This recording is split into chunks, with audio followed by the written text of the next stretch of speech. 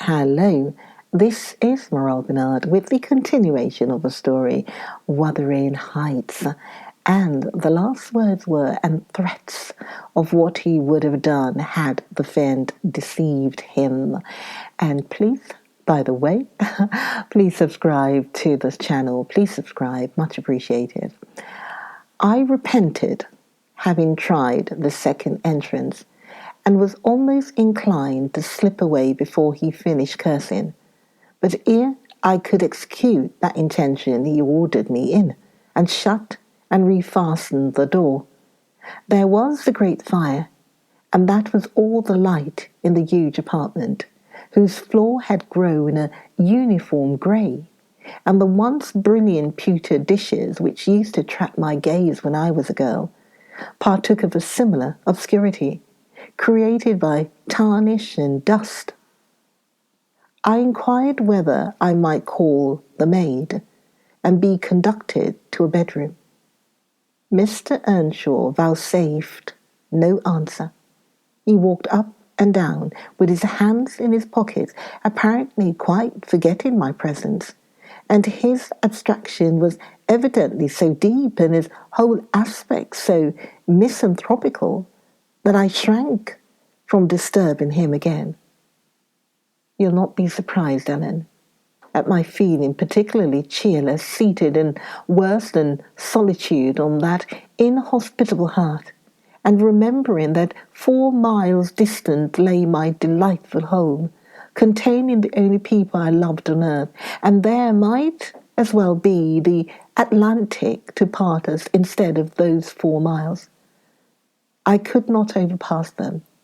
I questioned with myself, where must I turn for comfort? And mind, you don't tell Edgar or Catherine about every sorrow beside this rose preempt.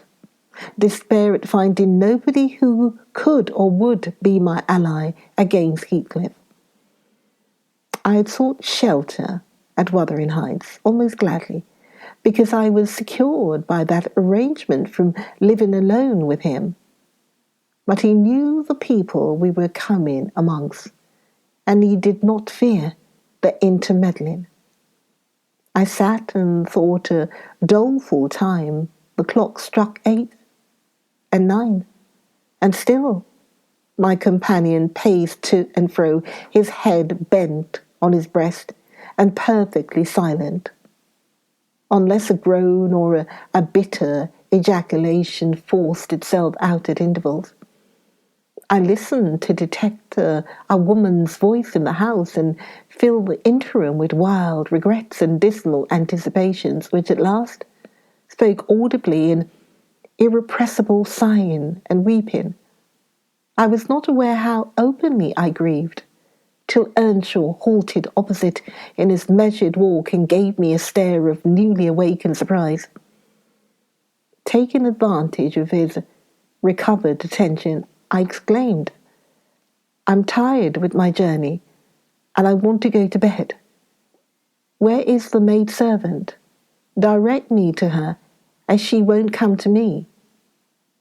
"We have none," he answered. "You must wait on yourself." "Where must I sleep then?" I sobbed. I was beyond regarding self-respect, weighed down by fatigue and wretchedness. "Joseph will show you Heathcliff's chamber," said he. "Open that door. He's in there." I was going to obey, but he suddenly arrested me and added in the strangest tone, "Be so good as to turn your lock and draw your bolt. Don't omit it." "Well," I said, "but why, Mr. Earnshaw?" I did not relish the notion of deliberately fastening myself in with Heathcliff. "Look here," he replied, pulling from his waistcoat a curiously constructed pistol having a double-edged spring knife attached to the barrel. "That's a great tempter to a desperate man, is it not? I cannot resist going up with this every night and trying his door. If once I find it open, he's done for. I do it invariably, even though the minute before I have been recalling 100 reasons that should make me refrain. It is some devil that urges me to thwart my own schemes by killing him. You fight against that devil for love as long as you may. When the time comes, not all the angels in heaven shall save him. I surveyed the weapon inquisitively. A hideous notion struck me how powerful I should be possessing such an instrument. I took it from his hand and touched the blade. He looked astonished at the expression my face assumed during a brief second. It was not horror. It was covetousness. He snatched the pistol back jealously, shut the knife, and returned it to its concealment. I don't care if you tell him, said he. Put him on his guard and watch for him. You know the terms we are on. I see. His danger does not shock me or shock you. What has Heathcliff done to you? I asked. In what has he wronged you to warrant this appalling hatred? Wouldn't it be wiser to bid him quit the house? No, thundered Earnshaw. Should he offer to leave me, he's a dead man. Persuade him to attempt it, and you are a murderess. Am I to lose all without a chance of retrieval? Is Harrington to be a beggar? Oh, damnation, I will have it back, and I'll have his gold too, and then his blood, and hell shall have his soul. It will be 10 times blacker with that guest than ever it was before. You've acquainted me, Ellen, with your old master's habits. He's clearly on the verge of madness. He was so last night, at least. I shuddered to be near him, and thought on the servant's ill-bred moroseness as comparatively agreeable. He now recommenced his moody walk, and I raised the latch and escaped into the kitchen. Joseph was bending over the fire, peering into a large pan that swung above it, and a wooden bowl of oatmeal stood on the settle close by. The contents of the pan began to boil, and he turned to plunge his hand into the bowl. I conjectured that this preparation was probably for our supper, and being hungry, I resolved it should be eatable. So crying out sharply, I'll make the porridge. I removed the vessel out of his reach, and proceeded to take off my hat and riding habit. Mr. Earnshaw, I continued, directs me to wait on myself. I will. I'm not going to act the lady among you for fear I should starve. Good Lord, he muttered, sitting down and stroking his ribbed stockings from the knee to the ankle. If there's to be fresh otherings, just when I getting used to do 2 masters, if I must have a mistress set over my head, it's like time to be flitting. I never did think of see the day that I must have the dull place, but I doubt it's nigh at hand. This lamentation drew no notice from me. I went briskly to work, sighing to remember a period when it would have been all merry fun, but compelled speedily to drive off the remembrance.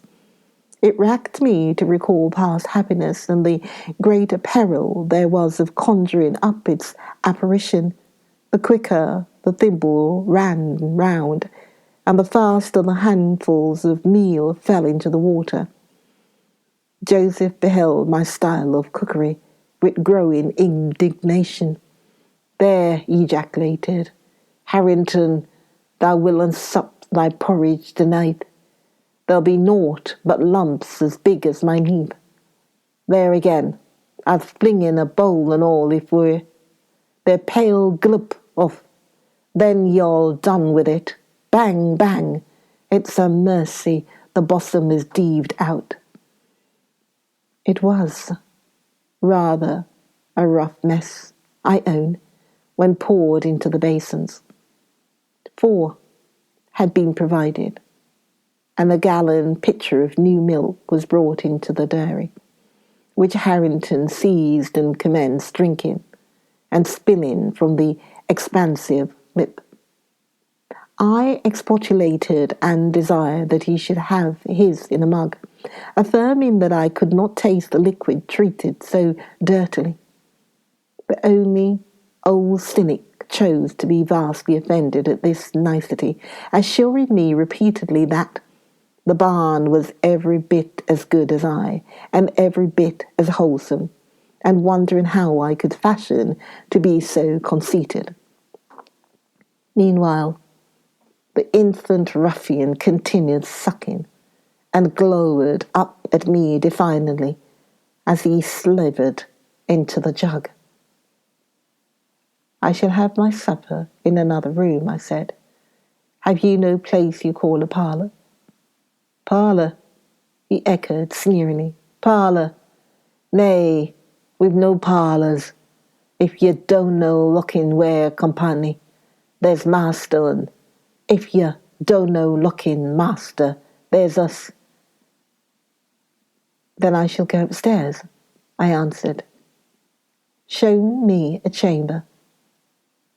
I put my basin on the tray and went myself to fetch some more milk. With great rumblings, the fellow rose and preceded me in my ascent. We mounted to the garrets. He opened the door now and then to look into the apartments we passed. Here's a room, he said at last, flinging back a cranky board on hinges. It wheel enough to et a few porridge in. There's a pack of corn. There's middle clane. If you're feared of mucking your grand silk clothes, spread your handkerchief on top of it. The room was a kind of lumber hole smelling strong of malt and grain. Various sacks of which articles were piled around, leaving a wide, bare space in the middle. Why, man, I exclaimed, facing him angrily, this is not a place to sleep in. I wish to see my bedroom. Bedroom, he repeated in a tone of mockery. Y'all see all the bedrooms there is, yon nines. He pointed into the second garret, only differing from the first in being more naked about the walls, and having a large, low, curtainless bed with an indigo-coloured quilt at one end. What do I want with yours? I retorted. I suppose Mr. Heathcliff does not lodge at the top of the house, does he? Oh, it's Mr. Heathcliff you're wanting, cried he, as if making a new discovery. Couldn't she have said so? Oh, then I must tell you, they'd all this work. That's that, just one you cannot see. He'll ask keep it locked, and nobody's knell but himself. You've a nice house, Joseph. I could not refrain from observing. And pleasant inmates. And I think the concentrated essence of all the madness in the world took up its abode in my brain the day I linked my fate with theirs. However, that is not to the present purpose. There are other rooms. For heaven's sake, be quick and let me settle somewhere. He made no reply to this adjuration, only ploddingly, dodgingly down the wooden steps and halting before an apartment which from that halt and the superior quality of its furniture I conjectured to be the best one. There was a carpet, a good one, but the pattern was obliterated by dust. A fireplace hung with cut paper dropping to pieces. A handsome oak bedstead with ample crimson curtains of rather expensive material and modern make, but they had evidently experienced rough usage. The valances hung in festoons, wrenched from their rings, and the iron rod supporting them was bent in an arc on one side, causing the drapery to trail upon the floor. The chairs were also damaged, many of them severely, and deep indentations deformed the panels of the wall. I was endeavouring to gather resolution for entering and taking possession, when my fool of a guide announced, "This here is the master's." My supper by this time was cold, my appetite gone, and my patience exhausted. I insisted on being provided instantly with a place of refuge and means of repose. "Where's the devil?" began the religious elder. "The Lord bless us, the Lord forgive us. Whereas the hell would you go? You married wearsome nout. You've seen all the Harrington's bit of a chamber. There's not another hole to lie down in the house." I was so vexed. I flung my tray and its contents on the ground, and then seated myself at the stairs head, hid my face in my hands, and cried. "Hey, hey," exclaimed Joseph. "Well done, Miss Cathy. Well done, Miss Cathy. Hows'ever the master shall turn tumble over them broken pots, and then we'll hear summat. We'll hear how it's to be. Good for nothing, Madeline. You deserve pining from this to Christmas, flinging the precious gifts of God underfoot, you flailsome rages. But I'm mistaken if you shew your spirit lang. Will Heathcliff bide such bonny ways, think you? I'd no but wish he may catch you that plinky. I no but wish he may." And so he went on, scolding to his den beneath, taking the candle with him, and I remained in the dark. The period of reflection succeeding this silly action compelled me to admit the necessity of smothering my pride and choking my wrath, and bestirring myself to remove its effects. An unexpected aid presently appeared in the shape of Throttler, whom I now recognized as a son of our old skulker. It had spent its whelphood at the Grange, and was given by my father to Mr. Hindley. I fancy it knew me. It pushed its nose against mine by way of salute, and then hastened to devour the porridge, while I groped from step to step, collecting the shattered earthenware, and drying the spatters of milk from the banister with my pocket handkerchief. Our labours were scarcely over when I heard Earnshaw's tread in the passage. My assistant tucked in his tail and pressed to the wall. I stole into the nearest doorway. The dog's endeavour to avoid him was unsuccessful, as I guessed by a scutter downstairs and a prolonged, piteous yelping. I had better luck, he passed on, entered his chamber, and shut the door. Directly after, Joseph came up with Harrington to put him to bed. I had found shelter in Harrington's room, and the old man on seeing me said, "There's room for both of you. Your pride now, I should think, with haste. It's empty. You may have all for yourself, and him, as the last mask a third. I'll stitch his company." Gladly did I take advantage of this intimation, and the minute I flung myself into a chair by the fire, I nodded and slept. My slumber was deep and sweet, though over far too soon. Mr. Heathcliff awoke me. He had just come in, and demanded in his loving manner what I was doing there. I told him the cause of my staying up so late, that he had the key of our room in his pocket. The adjective "our" gave mortal offence. He swore it was not, nor ever should be mine. and heed, but I'd not repeat his language nor describe his habitual conduct. He is ingenious and unresting in seeking to gain my abhorrence. I sometimes wonder at him with an intensity that deadens my fear, yet I assure you, a tiger or a venomous serpent could not rouse terror in me equal to that which he awakens. He told me of Catherine's illness and accused my brother of causing it, promising that I should be Edgar's proxy in suffering till he could get hold of him. I do hate him. I am wretched.